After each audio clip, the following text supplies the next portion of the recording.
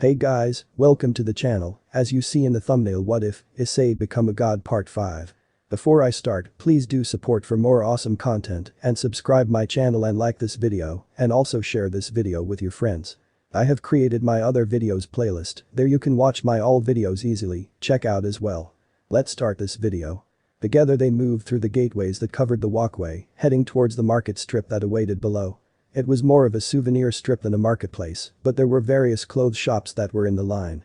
They were actual shops, with changing rooms, clothes on display in cases, and had modern apparel for tourists as well as traditional clothes such as kimonos with various designs all the way to undergarments of various kinds. To put it properly, it was a legitimate clothes store, and a high-end one at that. On the way down the long pathway, Yusaka had told them all that she would pay for anything they needed.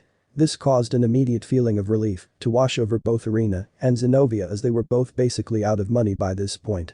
They were given money to eat on their journey, but it wasn't much to eat at all, it was instead only just enough for maybe 3 or 4 meals of cheap fast food. Of course, it was fair, considering they had only been in Kyoto looking for Issei for about 3 days. As for how they slept, it was usually in the streets or at train stations at night. They had lived a rough life with no money. It was surprising how people didn't kick them out of most restaurants, given how they wore leotards under cloaks. They tried their best to keep the cloak covering their appearance, and they tried to keep the fact they hadn't bathed as low as they possibly could, relying on fragrance and small bottles of perfumes they had carried in their slim pockets. To put things simply, they were both very thankful Yusaka was going to pay for their clothes. She even housed them. She was very generous, and both didn't know how to thank her enough. Irina had branched off with Yusaka to go and look at undergarments to buy, and together they looked at a wide variety of lingerie, from casual to outright sexy, all the way up to extremely revealing outfits and nightgowns. Do you see anything that catches your eyes? Maybe anything you think will impress Issei? I know I see a few. Yusaka asked, looking at a group of satin red thongs and bras in many sizes with lace trims, but it didn't take a genius to notice she looked at other attire as well. Her eyes roamed over a wide variety of laced panties and thongs, from strappy snake laced panties to normal plain angel panties, all the way up to thongs so revealing you might as well be nude. No. Of course, she lied, and Yusaka knew it was a lie just as well. As she looked at the lingerie that was displayed before her, with so many different options to choose from, she looked at herself in one of the nearby mirrors. She couldn't help but imagine herself in the floral purple lace hip hugger panties with garter belts and matching purple stockings with floral designs and a matching bra that showed just the right amount of skin to still be an article of clothing. As a girl who had never worn something like that, she wanted it. She wanted to show it off too. Was it bad she wanted Issei to see her in it too? Fine, I'll get it for you. You've been eyeing it since you saw them. Yusaka said, reaching for the purple lace panties and matching bra. Once she got them down, she forced them into Irina's arms and she held them as her embarrassment flooded into her face, but she wanted to know how much she could get. Yusaka, I'm sorry if I sound ungrateful, I am very thankful for everything, but how much can I get? What am I allowed to get? Irina asked, her eyes casted down. Well, as far as what you get I don't particularly care. I would recommend at least 1 pair of undergarments a day. Maybe an extra for certain scenarios. Yusaka explained, adding a small wink at the end of her first sentence before continuing. And also, since you don't have any sleep attire, you should get that while we are here. You can get whatever you like. After that you can move on to normal clothes to wear. I'm here for undergarments, because I have clothes. Thank you for your generosity, Irina said, clutching the clothing that Yusaka had handed her. Her curiosity rose when she saw how fast Yusaka was looking at sizes and almost immediately taking articles of clothing, regardless of how revealing or lacy they were. It was like she had done this hundreds of times. What stuff are you getting, Yusaka? These. Yusaka said, holding up her selection of undergarments. Irina's eyes widened at what she saw. Yusaka moved closer to the shocked girl so she could whisper to her. I'm on a mission. I've decided I want to say too. Keep up if you can, and be more honest with yourself. Yusaka turned and moved to sleeping wear next, leaving a shocked and flustered Irina to ponder her situation. Yusaka looked at the series of sleepwear, from teddy bodysuits to robe sets. Of course, she didn't need any of these, but looking at them, she could only imagine the fun reaction she could get out of them. The heat that Issei had caused her earlier wasn't fully extinguished either, which put her on her offense. It was an almost animalistic urge that she couldn't fully suppress. Maybe it was because, as a yokai, she was naturally sensitive to her surroundings and magic. Or maybe it was because she didn't pleasure herself like Irina had. Irina seemed to have fared well after rocking her own world, but an ice-cold shower only left her wet, unsatisfied, and still slightly horny. Damn Irina for getting off lucky. No, she could have as well, so she couldn't be mad. She shook her head as she went back to selecting sleepwear that she thought would shock Issei. She smiled to herself, mischievously. She wondered how Issei was doing his shopping. Logically he should be done ahead of everyone else, but she couldn't stop the idea of going to help him with his shopping. It made her anxious to finish getting the items she needed. She wondered how Kunu and Zenobia were doing, knowing that Kunu didn't need anything and probably wouldn't even try to get anything since she hated shopping. The lights in the store flickered. She looked for Kunu, who was staring blankly at all the walls of undergarments far too large for her to fit in. She wasn't mumbling a word despite Zenobia speaking to her. A feeling of uneasiness washed over her. Once Issei was on his own, the first thing he did was move to look at shirts and pants. He only wanted at least one pair of clothes a day, so that was all he was shooting for, and as for his underwear, he had already decided on a package of dark-colored boxer briefs mostly black and gray, because he figured Yusaka was going to give him a load of physical exercises to do. The black pair had blue stitching, while the gray pair had black stitching. Looking at the pair of black pants that were folded neatly on a shelf in front of him, he selected a size that was relatively small to help his small body structure, and after the long time he had been in the hospital eating, he was surely all skin and bone. He hadn't even seen his body since he had awoken. He took the clothes he chose and moved into a changing room, and once he closed and locked the door behind him, he sat down on the bench that waited for him inside. There was a mirror across from him, which was perfect for what he needed. He looked at his face first, examining what he could, but from what he could tell, he didn't look much different at all. In fact, to him it looked like he had gained some muscles on his neck. His curiosity piqued at that small development he had noticed. If he had been knocked out and unmoving for more than a month, he would have lost both muscle and fat and a lot of it, but he looked fine. He stood, watching as the silk black kimono he wore danced with his movement and undone the bindings on it, letting the smooth and soft fabric slip down his body and rest on the bench. Under that he wore form-fitting white clothes, a traditional underclothing for kimonos, and the shirt alone was enough to make his eyes almost widen in shock. His torso didn't even look like it could belong to him. He hardly did any physical exercise at all, but his body looked chiseled and muscular to the level of a bodybuilder. In fact, he would even go as far as to say it looked like something from a fantasy, something which was created to be perfect. He had muscles showing that he didn't even know he had. He had a toned six-pack, and above that his pectorals were toned and made his chest puff out with a confidence he hadn't ever had. His serratus anterior muscles branched out at his sides like wings, stopping at his toned abs. His shoulder deltoids were almost like cannonballs, and his arms were large. Far larger than what he had while he was a student at Kuo. His biceps and triceps were matched with his deltoids, as large as cannonballs, and his forearms. Hell yeah. He moved his hand to feel his abdomen. His fingers traced his abs and anterior muscles. They were real, not just a creation of his imagination. He turned around to look at his back, and he could only barely see himself in the reflection as he had to turn his head back, but his back was just as chiseled as his chest and abs. His trapezius muscles were full and sharp along with his erector spinae muscles. He was amazed at the muscles he had. He hadn't earned any of them, but hot damn they are cool.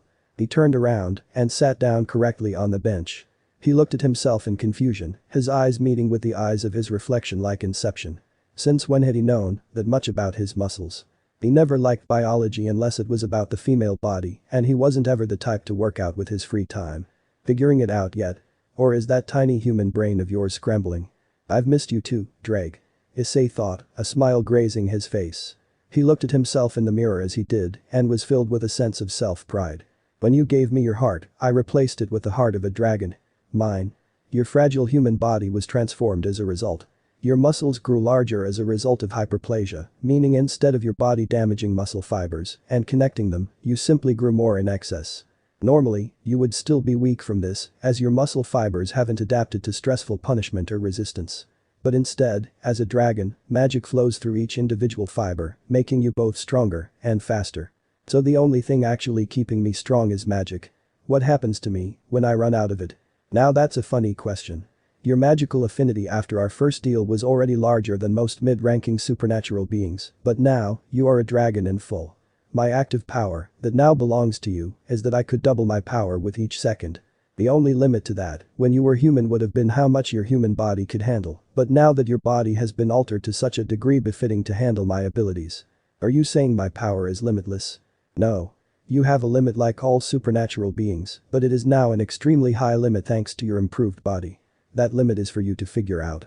Deciding to waste any more time, he slipped his clothes off entirely and attempted to wear the pair of pants he had selected. The size on the tag read 28x30, and as he fastened the pants on himself, he realized he got the length correct but failed with his waist length. It fit, but it was just barely too tight. It was tight enough to restrict his movement by an amount just small enough to notice. He decided he would try for one size larger. Have you noticed your surroundings yet? The air. Issei rushed his clothes on and moved out of the room to look for more clothing. He found the size he needed, the only downside being that the length increased by an inch, but ultimately, he knew that wouldn't make much of a difference. Acknowledging what Drake had said though, he decided to pay more attention to the things around him.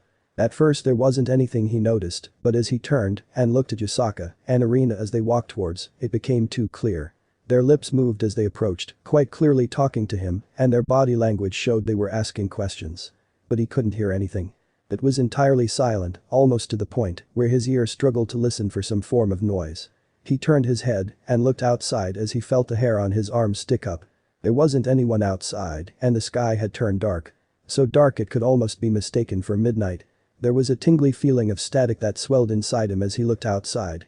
Streetlights hadn't been lit yet, and many of the lights of stores had gone out. Kaboom! He jumped at the sound that destroyed the silence that pressed around him. There was a series of flashing lights that lit the ground outside, and just as soon as the flashes faded, rain poured from the sky in a roaring downpour that was so fierce it blocked his vision of the buildings across the street. The lights flashed again, and the thunder caused his eyes to close, but once his eyes opened and the flashes from outside subsided, there was a cloaked figure pressed up against the glass, staring in the clothes shop and looking straight at him. He became paralyzed with fear as he looked at the familiar figure. His mind filled with panic thoughts, and he felt a lump form in the back of his throat. His mouth became dry, and his heart pounded hard enough to shake him.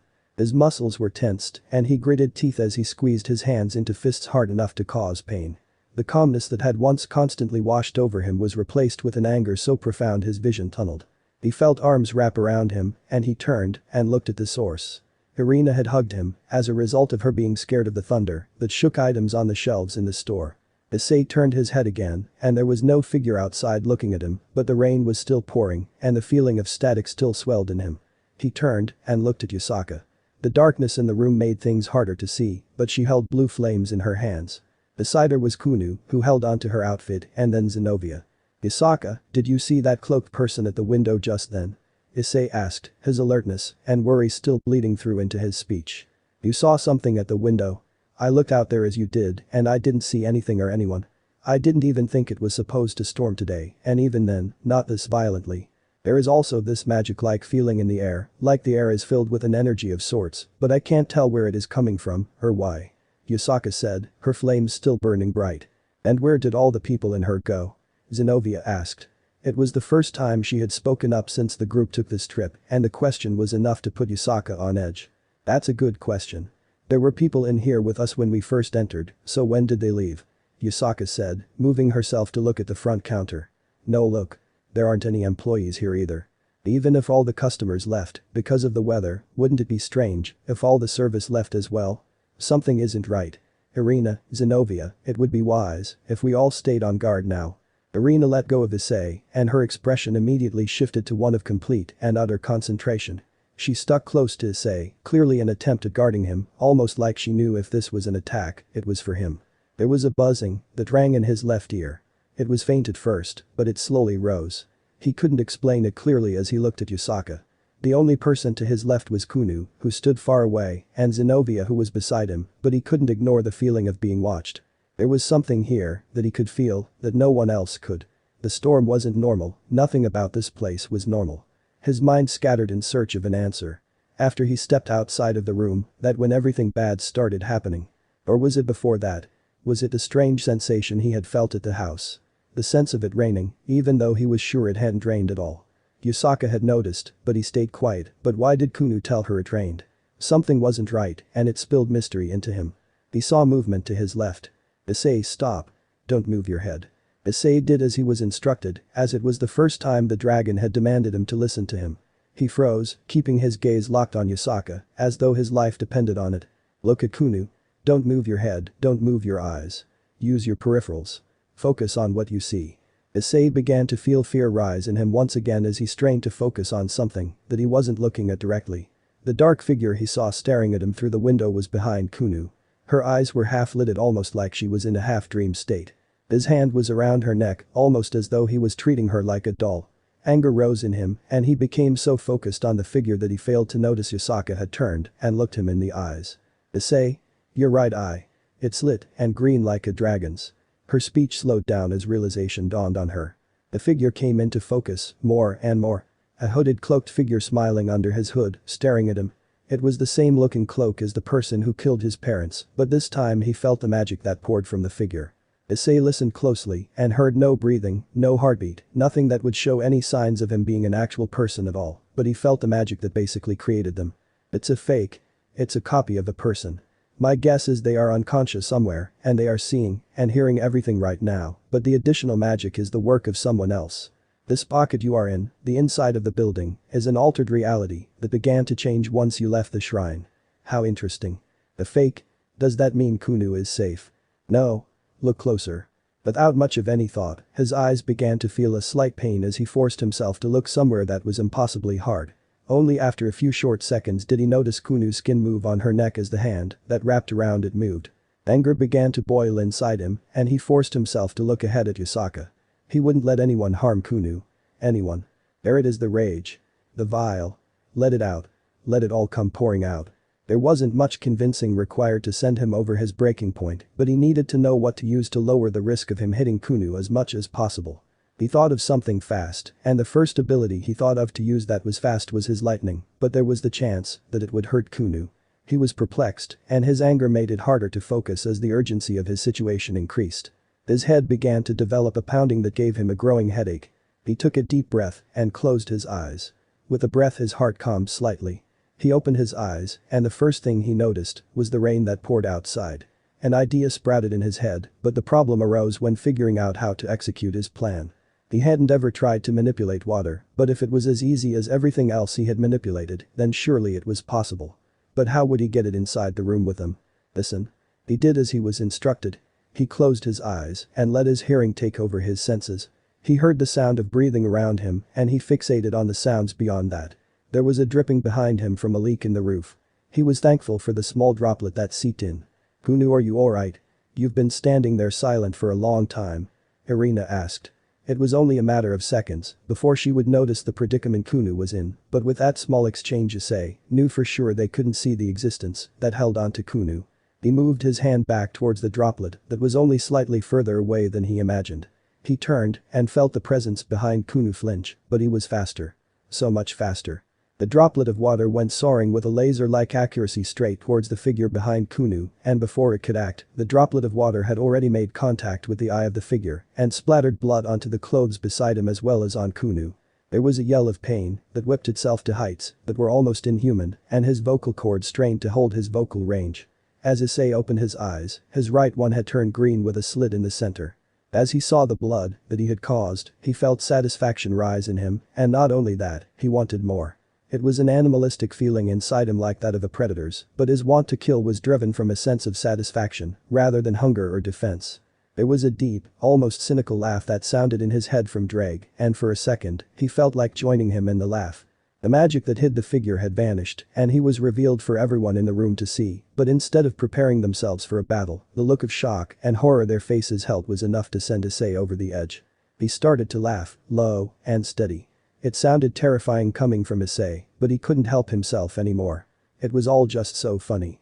He wouldn't let anyone hurt anyone he cared for, ever again. He looked at the figure who was still too close to Kunu for his enjoyment. Yusaka hadn't ever heard a noise so dark come from Issei, and Irina and Zenobia were just as surprised. They looked at him perplexed, and Irina and Zenobia both looked worried, but Yusaka was afraid of what he would do. You're too close to her. Issei said, throwing his right hand out. A gust of wind threw the man to the wall and pinned him there helplessly. He was sprawled out and left completely incapacitated. It was exactly how Issei wanted him to be. Issei thought about the man. If he was to be killed in this form, he would surely die in his true physical form. A smile spread to his face. If you think that I am weak enough to let you hurt someone I care for, then you understand very little about me. Never again. You are a magical existence, but you have the ability to interact with objects. That means you feel what happens to your body, correct? Issei asked. There wasn't a response. Issei smiled. He twisted his hand slightly, and the arms of the man began to slowly twist.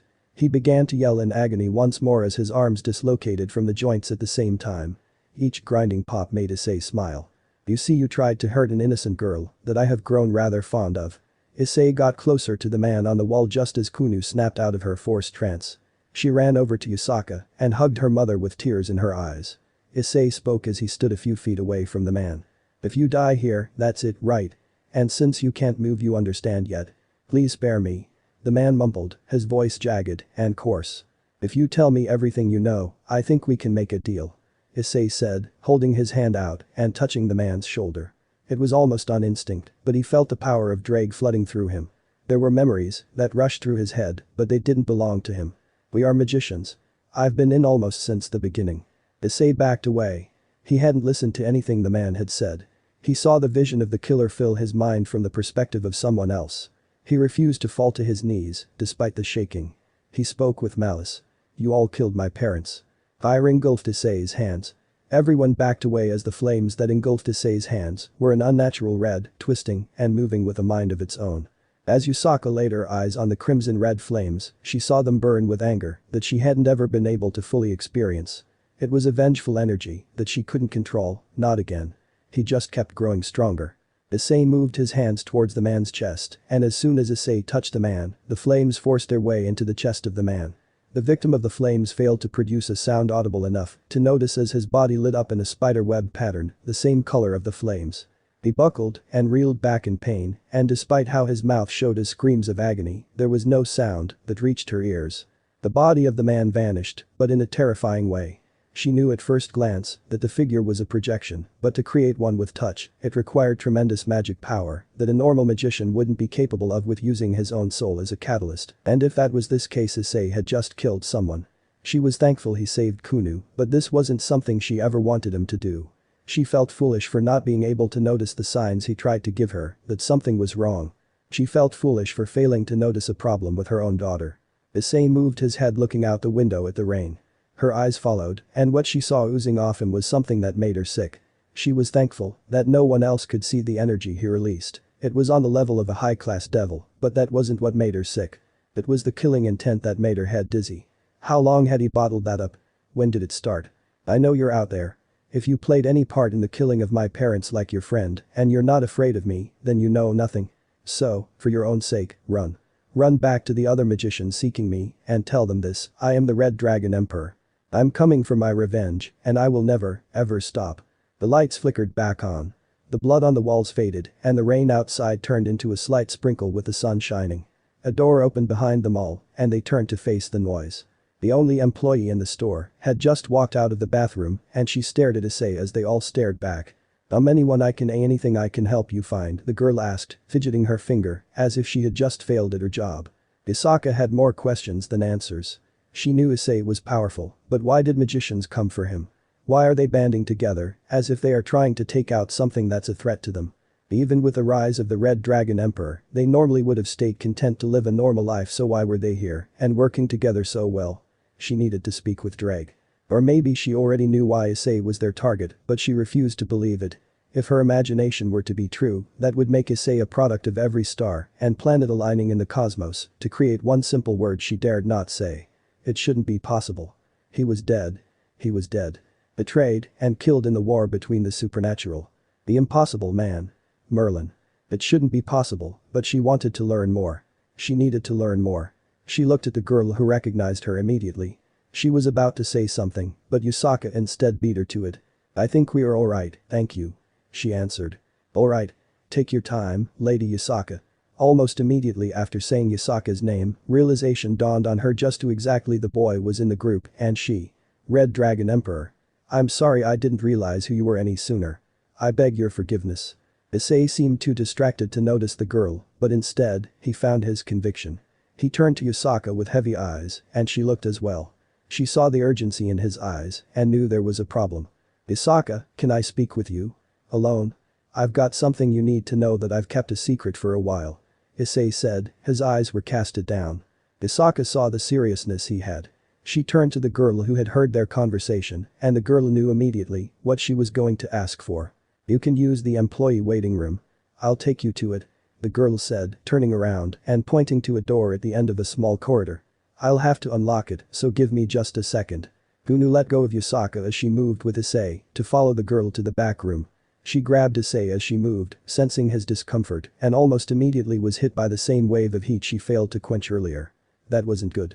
She moved inside the room with Issei just as the girl unlocked it. The door closed behind the two, and they were alone in a room with each other, with the only difference being how each of them felt. She sat down in a chair at a table and gestured to Issei to sit beside her. He sat down and pulled the chair up closer to her.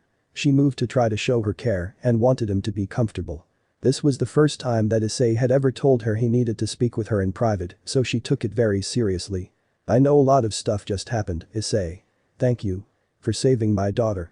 It means the world to me and so much more. I can't repay you enough. I guess you know the reason those magicians were here for you. Don't be afraid to tell me anything, I promise I'm not going anywhere. I'll be with you, always," she said, holding his hand close to her. "There was just something that ticked within me. Anger. I was angry that anyone would try to hurt Kunu. I didn't want to lose any of you." Issei began the actions he did, clearly taking their toll on him now in the moment. "And as for what I wanted to tell you, I don't know how to say this. I'm sure I'll understand. Start from the beginning."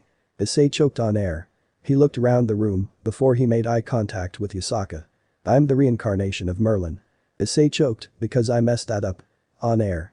He looked around the room before he made eye contact with Yusaka. "I'm the reincarnation of Merlin." If that was what she was told when she first met him, she would have laughed, but she knew it was true. It had been a thought in her head for such a long amount of time. She wanted to ask how he knew for sure, but she doubted she would understand. She sighed mentally. She had no idea where to even begin speaking. "I know it sounds weird, but I had this vision. I was walking through a long narrow corridor.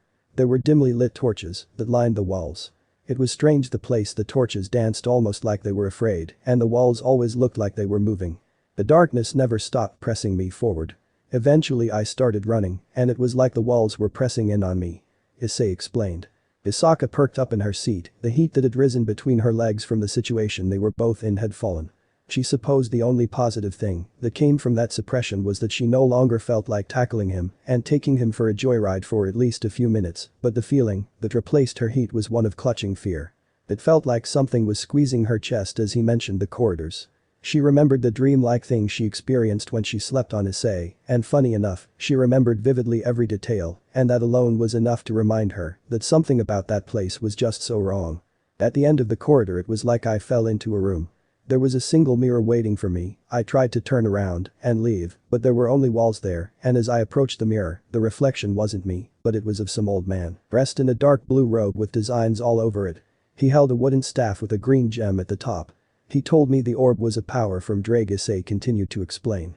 Isaka's eyes stayed wide the more he spoke. She remembered that staff. It had the ability to shift into any form Merlin wanted it to be. A bow with the power of destruction was no problem at all. A sword that could also be used for long-range magic slashes, no problem. It could be used in whatever way wanted, and it could be infused with any magic wanted just the same. It was a wonderful weapon. And aside from that, she wondered how she saw the same room and mirror as Issei saw when she was asleep beside him. The only difference was what she saw in that mirror. She saw herself and Issei, but he moved into the darkness and her reflection in the mirror followed. But she doubted now if it was a reflection at all. Perhaps it was a warning of sorts. But if that was the case, what happened when she was surrounded by the mirrors and saw Issei in his balance breaker? "Have you ever seen a door in that room, Issei?" Yusaka asked. The clutching in her chest grew and an impending sense of worry filled her. Something about that door she missed. There was something behind it that she didn't want her to see. "Why? The door? I didn't see one. Wait, why?" Issei asked. She wondered now if her choice of words was the proper one. "Honestly, when I slept beside you, I had a similar dream. A corridor, a mirror, but there was a door that was riddled with power I haven't ever felt before. I tried to open it, but I woke up before I saw anything," she explained to him, and just as she did her eyes widened at her own realization. She hadn't noticed before because of the urgency when she awoke, but she had complete control over everything she did in that dream. Which meant it wasn't a dream at all. It was too real, everything was so real in that place. It was something a dream couldn't replicate perfectly. That meant, to her, that place was like a labyrinth of sorts. It tried to keep things away. So perhaps the mirrors were a way of inducing fear into intruders? That still didn't explain the door though. A thought came to her head at that moment. If she saw that room and corridor because she slept beside him, does that mean Irina also saw it? She decided she would ask her when she got the time to do so. Well, the man behind the mirror was Merlin. He told me what I was and gave me his staff. He told me I could summon in any form I wanted, whenever I wanted. But I don't know how. He called it the Staff of Merlin. Issei finished, deciding to end his story there instead of continuing about Merlin's past. Her breath hitched. He was in possession of the Staff of Merlin. One of the most powerful mage staffs to have ever existed, thought to be lost to time, was in the hands of the reincarnation of Merlin. Not only to mention it was in the hands of the Red Dragon respectively. There was no wonder she couldn't teach him anything magically. He was already at the top of his game. The only thing he needed was to be taught how to fight and strategize for combat, but even the best fighters or strategists could be outmatched by brute force. Issei, imagine the staff forming in your hand. Imagine it taking the shape of whatever weapon you want to use or like the look of the most. I'm not sure it works that way, but it's worth a try. Yusaka explained. She hadn't ever seen how it was summoned, so it was foreign territory for her, and it was a lot like treading on ice. She brought her fist up to her lips in thought. She looked around the conference room she was in and thought about her situation. Would it be wise to have Issei summon the staff at a place like this? She looked at Issei, his eyes looking down at his hand, which were clenched into tight balls to the point his knuckles turned white. She supposed summoning the staff could wait. His feelings were more important to her than his power. She stood from her chair and took a few steps towards him. She put a hand on his left shoulder and moved herself into a sitting position in his lap. She thought for a second that maybe she shouldn't be doing something like this, but she didn't care anymore. She liked the boy and she was tired of hiding it. She also figured it would be better for his spirits if she was the one in his lap rather than vice versa. It was a feeling like electricity that shot through her as she touched him. A sudden heat filled her deepest region as she wrapped her arms around his neck in a gentle hug. She felt good like this, and looking at Issei, she knew he enjoyed it as well, but he had an internal struggle from what he had just done that hindered him from enjoying it even more. She knew what she needed to say, and she was going to mean every word of it, but she wanted to say it in a way that wouldn't make him feel uncomfortable. I know how you are feeling, Issei. I feel you. We Yokai are sensitive to emotion. We can sense how someone feels by touching them. It's okay, Issei, don't be upset, you protected us from people who wanted to hurt us. You did the right thing. Yusaka said, caressing his head as she moved him into her chest. He hadn't returned her hug, and she felt there was some other reason he was downcast. It's not that. Well, it is. I'm just scared. I don't want to put any of you in danger, but after what just happened, Issei began, looking up to look Yusaka in the eyes. She was close enough for him to feel her breath touch his skin. She smiled at him. You just did protect us. You don't have any reason to be scared, Issei. I suppose there are some things that I can't recognize that you can do, so let's rely on each other for support, okay? I promise, I will do my best to protect you from those people. I don't want to lose one of the best things to happen in my life. To her, the words were something simple. She had meant everything she said, and it came to her easily, but to him, they were words that caused a clenching in his chest. They meant so much to him. The woman who took him in after he lost his parents, showered him with acceptance and love even after he attacked her, was sitting in his lap and telling him she needed him, and he was one of the best things to happen to her. He felt his eyes tingle. He moved his arms from his sides and wrapped them around her to return her embrace. She moved too willingly into the embrace, pressing herself closer against him. He felt his fingers burrow into the fabric of her clothes and tracing her body. As he touched her back, she moved herself in more and more until eventually she was pushed against him with little room between the two of them. There was a comforting silence that fell over them for only a few seconds as each of them cherished the moment. Issei felt a warm feeling that was directed at the woman in his lap. He tried to pass it off as a comforting warmth, but he knew better. It was an attraction. He was attracted to her, and she knew it. He felt her move above him, and he looked at her, only to match her gaze with his own. Issei, how about we finish up here and head home? He nodded at her. Of course, it was more of an instinctual thing than it was him being honest with himself. If he were being honest, and he wished he had been, he would have chosen to stay close to her for a little while longer. He liked being in her company, the warmth she gave him made him feel like he was 10 feet tall. It wasn't a feeling of comfort that a mother would give to a child, it was similar, but not quite the same. He couldn't see her as a mother figure, and he was beginning to see that she didn't see him as her adopted child. But it left him conflicted inside. He had both Irina and Yusaka to decide from. Even if the choice was easy from an outside perspective, he didn't know what to do. He always wanted a harem, it was the dream he held close to him, but the crushing reality was that he would eventually have to choose between the two, and he didn't want to hurt either of them. Life wasn't a fantasy world where everything went perfectly. He was always contemptuous of being labeled as a pervert, he had come to accept it, and he had also accepted the fact he probably wasn't ever going to actually have a harem. It was a dream that was going to stay a dream. But to stay true to his character, he wondered how he would pull it off. Yusaka stood from his lap and moved her feet to take her first step away from him. His thoughts moved faster as he watched her, the slight sway of her hips that he had no idea was so noticeable. He hadn't ever been good at reading body language, but damn he wished he was that linguistic. He could reach out, grab her, or he could let her walk away, and they could carry about their day like normal, but was normal always good? He did many things when he was at Kuo, but nobody ever labeled him as being normal. He reached for her, his left hand grasping onto hers. She turned and looked at him quizzically. He moved quickly and embraced her in a hug once more. At first, she was surprised by the action, but she slowly fell back into the notion as well. She smiled as she wrapped her arms around him again, this time while standing. She was happy he reached for her, and without her even knowing it, the heat began to rise inside of her to an extreme level. "You could have just told me you wanted us to be together a little longer." She teased him. Her thoughts moved onto him and the situation they were in. They had just gotten out of a situation where they were attacked and threatened. Where her daughter was threatened, and now here she was. Just what was this boy doing to her? It would only be a matter of time at this point before she was completely at his mercy, down on her knees. He was taking over her, and she loved it. She couldn't get enough. She tried to hold herself back, but it was so difficult. She knew it was wrong, but it felt so right. She owed him a lot, and she wanted to make sure he knew how thankful she was for saving her daughter, but what he said next, how could she keep herself down? "Isaka, what am I to you? How do you see me?" That was the question that was going to change her future forever. She could easily tell him a lie, then she saw him as her adopted son, but it was just so much better to tell him the truth. She breathed a heavy breath in. She moved a hand up to his head to massage him gently. "You'll know the answer to that soon enough, I promise." She was going to make sure of that after their still unfinished shopping. She was sure that the recent activities were more than enough of a reason to go home and play the rest of the day safe, but that would make their stroll outside the walls of Yusaka's barrier pointless, and she refused to arouse suspicion amongst her people. She was never the type to go somewhere for no reason. Chapter 12, Bombshell Blonde. Several minutes had passed since Issei and Yusaka had left the break room in the clothing store.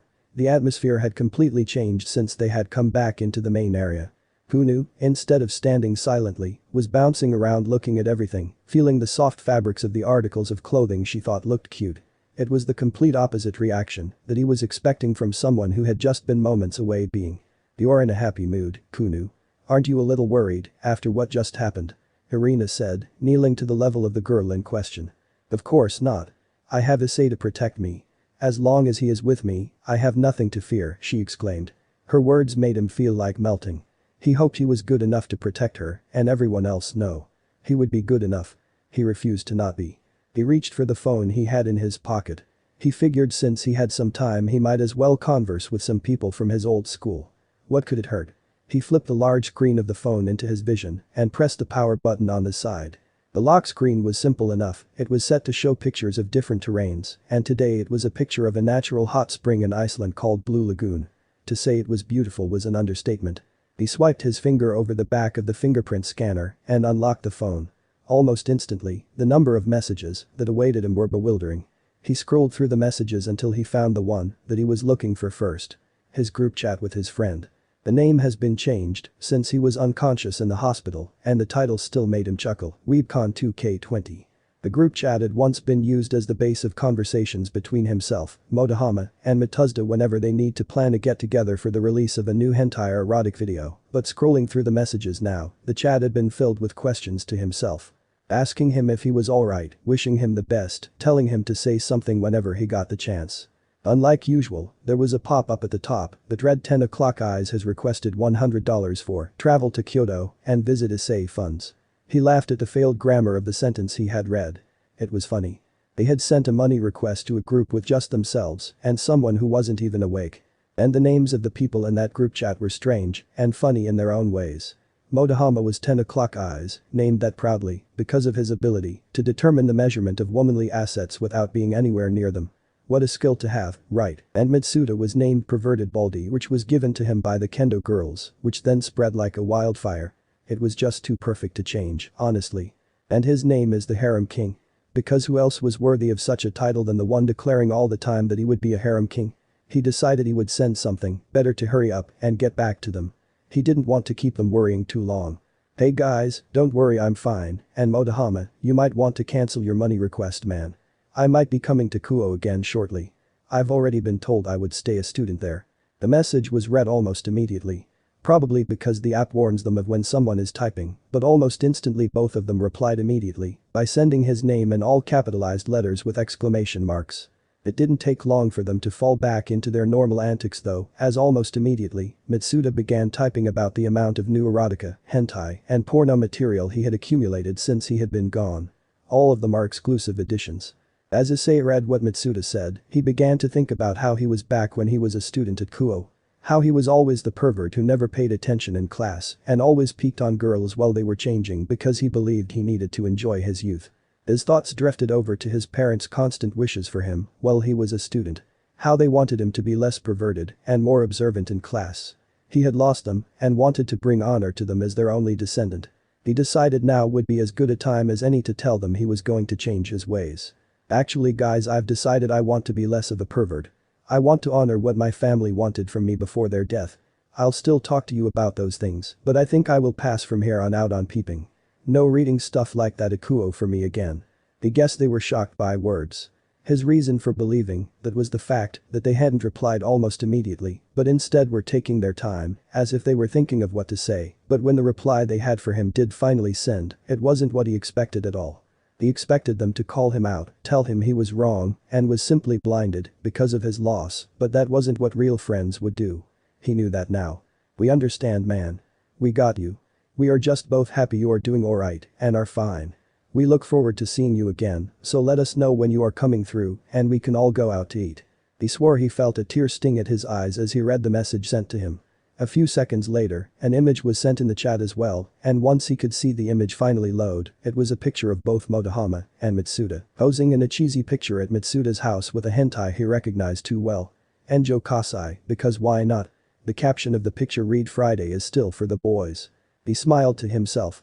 Another message followed shortly after that one, causing his phone to vibrate.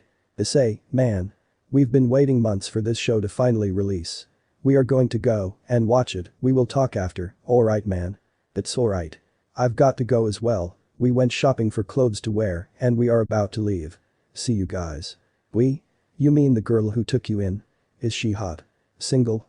Oh man. I can see it. Your life is going to turn out like an anime. You're gonna get the big busty blonde chick, I'm jealous. P.S. You might want to talk to Caddis, she wouldn't leave us alone until we gave her your number. He sighed at the last message before shutting the phone off and putting it back in his pocket.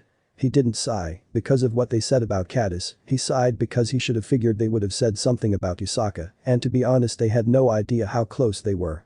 Not even to mention that he found her extremely attractive.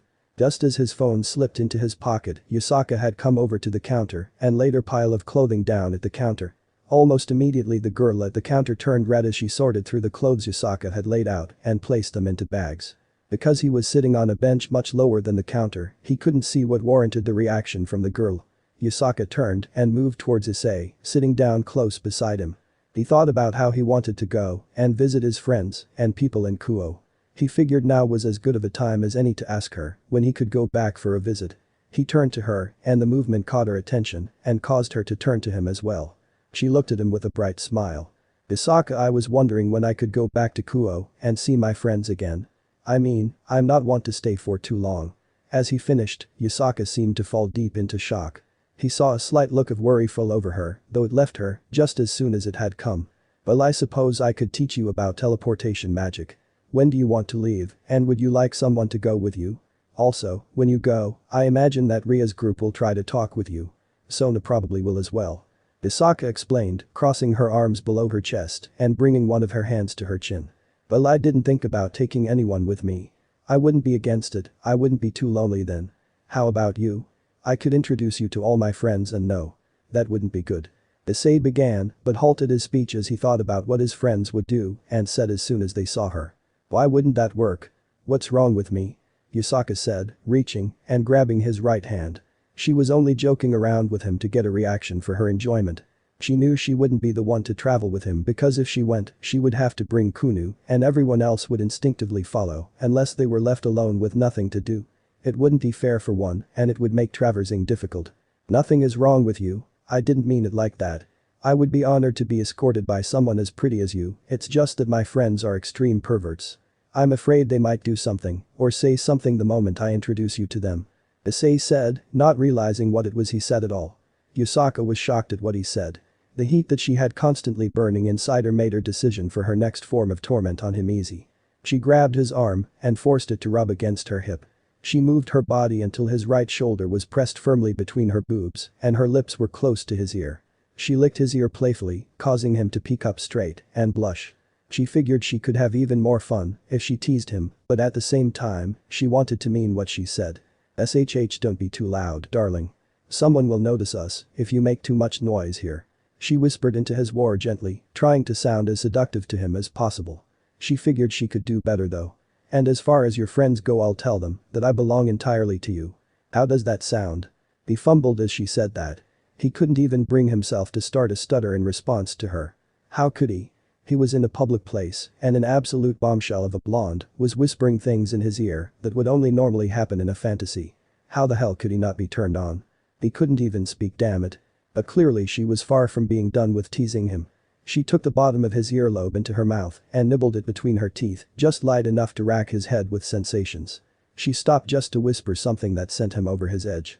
You know, if we asked her if we could use the break room again, nobody would bother us. We could do anything. Whatever. We want. As she saw him turn a shade of red, she hadn't seen a boy turn before she thought she should probably leave him alone. She released him, giving his ear one last lick before she returned to her normal spot beside them. I'm just halfway messing with you. I couldn't help myself, I'm a fox after all. Wait, partly. He didn't have much time to think as the other three in their group came up to the counter and laid the clothing they had selected down on the table as well. Each one had their clothes put in bags separate for each of them, and once they were done, Yusaka stood and everyone moved away and to the side of the counter and Issei joined them, leaving Yusaka to talk business with the girl at the counter. However, it didn't look like Yusaka was done with business. And his hearing had vastly improved, so he turned on the three girls who were talking about clothes around him and started to listen to the conversation Yusaka was carrying on with the cashier. I want the largest box you have, and the largest size you have. Yusaka said, and not even a few seconds after that, he heard the shuffling of a box hitting the counter and he couldn't help himself. He turned and looked at what Yusaka had asked for, but he only caught a slight glimpse. He read the name Mag and 3 letters after in order. C-O-N-N. It sounded familiar to him, but his mind was so jumbled from their previous conversation that he couldn't find the words. How much extra for those? Yusaka asked, reaching into a small pocketbook that she had carried in a pocket inside her shrine attire. You can just have 2 of them. Yeah, they are F-free. Have a great day. Have a great day. The longer the girl spoke the redder she became, and as she finished, she put the receipt of what Yusaka had ordered on the table and excused herself to the restroom. Yusaka grabbed her 2 bags, one of them containing the box of mystery Issei was interested in, and walked over to the group. Thank you for your kindness once again, Yusaka. We are forever grateful. Irina said, bowing her head. Everyone else followed her pursuit and did the same, and Yusaka only smiled. Come on. Let's head home so we can work on teaching Issei something new. Then I can cook for us all again, how does that sound? Yusaka said. Everyone was in agreement with her and began to talk amongst themselves about what Issei would be learning today. She guided everyone outside the store and through the market area that was below her shrine. And just as he began to move back towards the shrine, he remembered how Yusaka responded to his question about her thoughts on him. How he would know the answer to that soon enough. And then the words came rushing to him that he was trying to figure out. Magnum. The words that followed were things that were engraved in his head when he was in middle school and something most every male had to, at one point, come to terms with using. Condoms. His head began to pound at the realization. Why? Well, after the stunt Yusaka had pulled on him only minutes ago and what she said prior, it didn't take long to figure out what she meant when she said he would know soon enough. He would be lying if he said he wasn't excited, but he was nervous as hell, all the same. But why did she get the largest one she could? He knew himself well, and he knew for a fact he wasn't Magnum worthy. Wait, the rest of his body changed, did that mean that part did as well, and if it did, how did she know? His mind did somersaults. He remembered how long he was out and how each time he awoke, he was clean. Had she bathed him? That was the only explanation. That means she probably knew his body better than he himself did. Oh. Ooh. Oh man. To be entirely honest, the trip back to the shrine had gone by fast. Too fast. The faster his mind raced at the outcome he couldn't get out of his head, the harder it was to focus on time and distance traveled. He completely and totally lost all track of things around him, and only by force could he distract himself for long enough to make time seem like it was moving at a normal pace, but every single thought he could muster all lead back to the exact same idea, the probability of him getting laid tonight by a highly addictive vixen who seemed more than willing to guide him to the other side. He forced himself to think of things to steel his nerves. So my sexual outcome probably, SOP, versus the given default, GD, of which she said where, SOP is or than GD, dependent on the instruments she bought where I equals MC, when MC equals Magnum condoms. Purchase reasoning, where PR equals major default that 98% of all people purchase these for sex, and prevailing macrosexual conditions, where PMC equals every single person who has been in this scenario got laid. So, doing my maths correctly, to determine the chances of me not getting laid tonight can be answered in a formula that a 5-year-old could solve. So, SOP equals MCPRX PMC plus GDMC plus MC. Equals absolutely no fucking chance whatsoever. Todd Howard to Fallout 76 here. Trust me, it just works. The answer was no. He was going to lose his virginity. The only question he had left was how long it would take to get to that point. Time needed to slow down. He was already at her house again, almost at the door. Inching closer and closer. There was a sound behind him, a feminine and quiet one. Issei, are you alright? He jumped back, but it was from the soft, gentle voice of Kunu, it was the sudden movement of her grabbing his hand. However, before he freaked out, it was like clarity had burst through him. As he looked at the small girl to his right, he could almost immediately tell that she was growing more worried by his reaction to her. It just seemed like something was bothering you. You were staring blankly at nothing. It's alright Kunu, I'm fine. I'm just in a lot of thoughts right now. Yeah, I'm just thinking about things. He sounded completely calm, and while he was talking to her, he felt completely calm. There was a burning in his chest, and for only the faintest of seconds he thought about bursting out and laughing. This damn dragon was playing games on him with a power he didn't know how to use yet. Wouldn't things be so much easier if he could just decide for himself how he should feel in a situation? No, but things just get funny when something else controls your emotions, right? Right. I've not a clue what you are trying to get at. Let me make this clear so that your pebble-sized brain can make sense of this epiphany I'm about to bestow upon you. I can't control your emotions. Would you like for me to explain some more? Yes. He knew that he could fight cockiness with cockiness. TCH. As a dragon there are certain triggers that can result in feelings that far outweigh other feelings. For example, when you saw the small child be troubled by your reaction to her presence, the emotion you gained from that vastly outweighed the nervousness you felt prior. Nervousness wasn't a needed motion, so instinctively your brain removed it, as per what any dragons would. Dragons? Did you just say I have the brain of a dragon? Didn't you just insult how small it was though? There was a silence so thick Issei wanted to laugh. At least he didn't feel as nervous now, but he couldn't help but wonder how that would change in only a few short minutes. Anyways, that sensation you have been feeling is not something I have control over. You will react to it in different ways based on the situation you are in, but you have to figure those out on your own. And what feeling did you have the most, Drake? Almost immediately, he felt a shiver run up his spine that made his cocky self feel small again compared to the dragon. It was almost like he felt the dragon inside smile at him in only the worst way. He didn't want to know what that answer was, and luckily, the dragon spared him the information. Well, let's add our bags inside and come back outside. Then we can work with Issei once again. Yusaka said, leading the group into the house. After they placed down their bags, they moved back outside into the fresh air and the nervousness hit Issei again like a steamroller. It had taken almost no time at all for him to be back outside, everyone standing slightly behind him and Yusaka beside him. For a second he thought back to what had happened in the store only a short while earlier. His mind started to race again as his chest pounded, but Yusaka's voice cut through to him like a hot knife through butter. Okay Issei, start by imaging the weapon that Merlin has given you. Basically, think the same as when you summoned fire. Think about the staff taking the form of whatever weapon you want. Yusaka explained, hoping it was something she had been familiar with so she could teach him. But it would be in his best interest to learn multiple types, just in case he is even in a position where his magic won't be versatile enough to work. Thanks for watching this video. Part 5 is over. If you really enjoy this video, like, subscribe, and comment down below and turn on that bell notification. And also check out the playlist that I have created and enjoy. Link is in the description. See you in the next video. Goodbye.